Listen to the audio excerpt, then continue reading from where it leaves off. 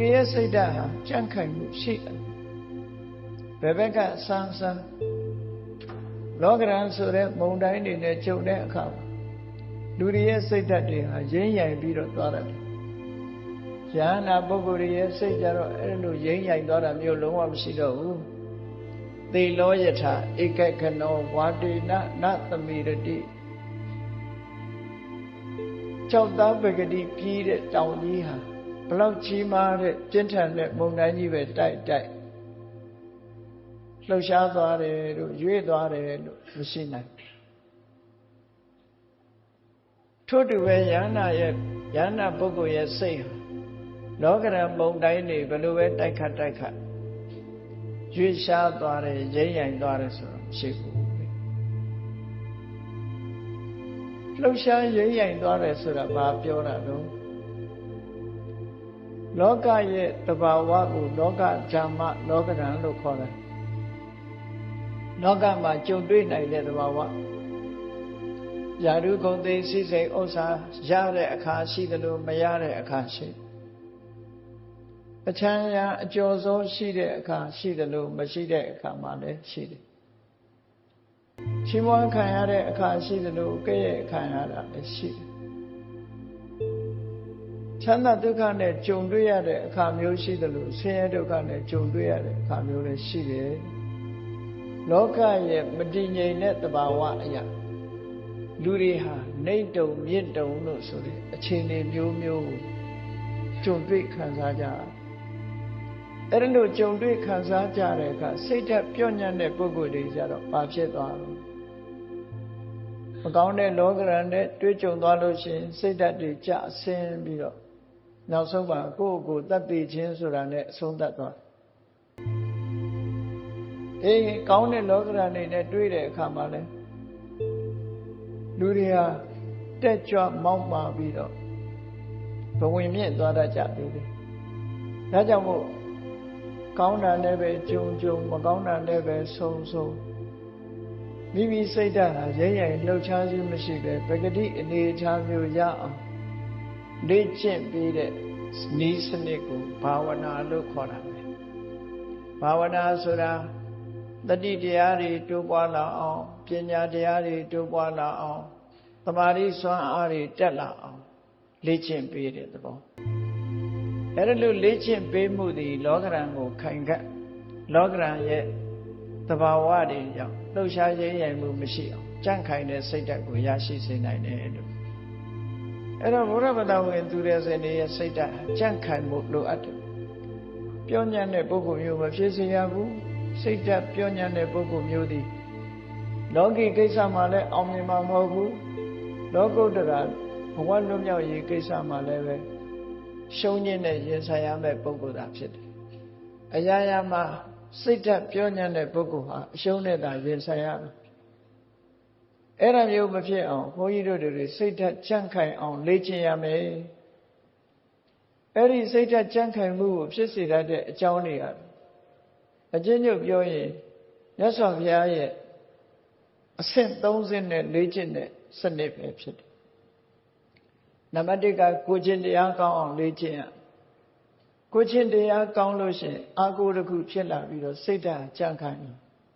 ကိုယ်ချင်းတရားပြည့်ပြားသွားတဲ့ပုဂ္ဂိုလ်ဟာစိတ်ဓာတ်ကိုပြော့ညံ့သွားစေတယ်ကိုယ်ချင်းတရားပြည့်ပြားမှုသည်စိတ်ဓာတ်ကိုအားပြော့သေးသိမ်သွားစေတယ်ငါမဟုတ်တာလုပ်ထားတာပဲဆိုပြီးတော့လူရဲ့စိတ်ထဲမှာ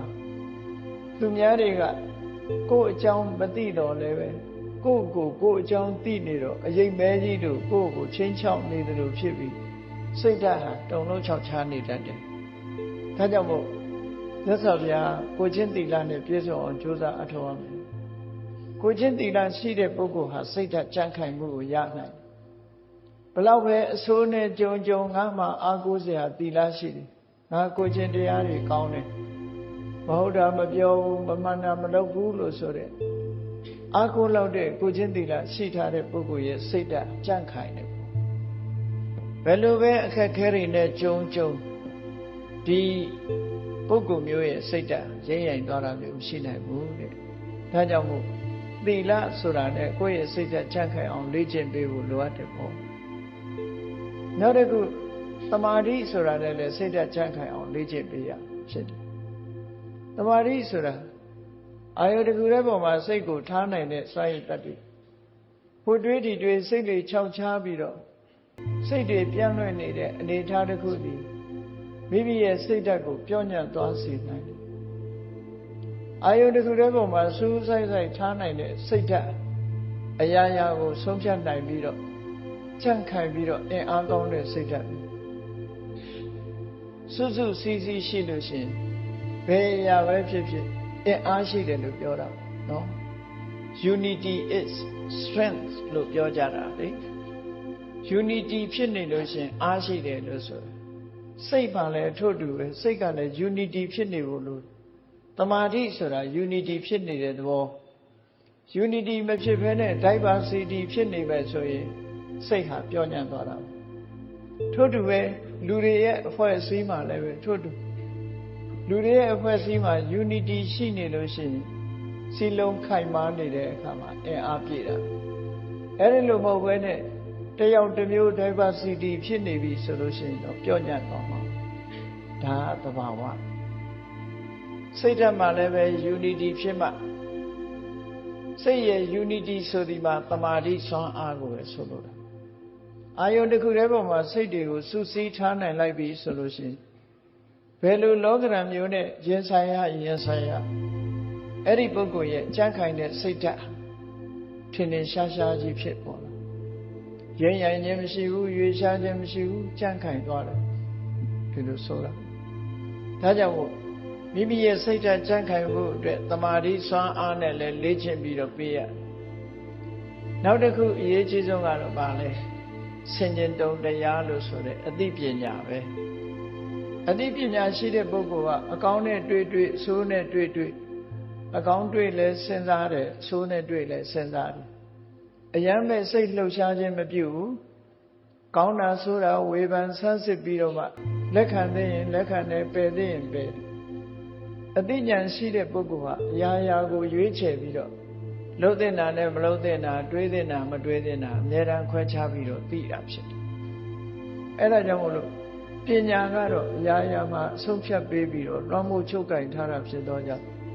အသိပညာရှိတဲ့ပုဂ္ဂိုလ်ရဲ့စိတ်ဓာတ်ဟာအများတန်းချမ်းခိုင်မှုရှိတယ်ဒီလိုဆိုတာပေါ့နော်ဒါကြောင့်မို့လို့သီလနဲ့စိတ်ဓာတ်ကြံ့ခိုင်အောင်လေ့ကျင့်ရမယ်တမာတိနဲ့စိတ်ဓာတ်ကြံ့ခိုင်အောင်လေ့ကျင့်ရမယ်ပညာရအောင်စီးပူးအထောက်ခြင်းဖြင့်စိတ်ဓာတ်ကြံ့ခိုင်အောင်ကြည့်လေပညာတတ်သူနဲ့မတတ်သူစိတ်ဓာတ်ဘယ်သူပဲပိုကြံ့ခိုင်မလို့ဆိုစဉ်းစားကြည့်ပညာတတ်တဲ့ပုဂ္ဂိုလ်ကငါ့မှာပညာရှိတယ်ငါဘာမဆိုလုပ်တတ်တယ်ငါဘာမဆိုသိတယ်လို့ဆိုတဲ့ပုဂ္ဂိုလ်တယောက်ဘလောက်အခက်အခဲတွေတွေ့သူပညာအားကိုးနဲ့သူစိတ်ဓာတ်ကြံ့ခိုင်နေဘူးအဲ့ဒီလိုမဟုတ်ဘဲနဲ့ပညာမရှိဘူးအရာရာမှမသိဘူးဆိုတဲ့ပုဂ္ဂိုလ်ဟာပြော့ညံ့ပြီးတော့ကိုယ့်ကိုသိငယ်တဲ့စိတ်ဓာတ်တွေမွေးပြီးတော့စိတ်ဓာတ်ဟာပြော့ညံ့တာဖြစ်သွားတော့ကြောင့်အောင်မြင်မှုကိုမရနိုင်ဘူးတဲ့ဒါကြောင့်စိတ်ဓာတ်ပြော့ညံ့သူမဖြစ်အောင်ဘုန်းကြီးတို့တွေကြိုးစားပြီးတော့စိတ်ဓာတ်ကြံ့ခိုင်သူဖြစ်အောင်လေ့ကျင့်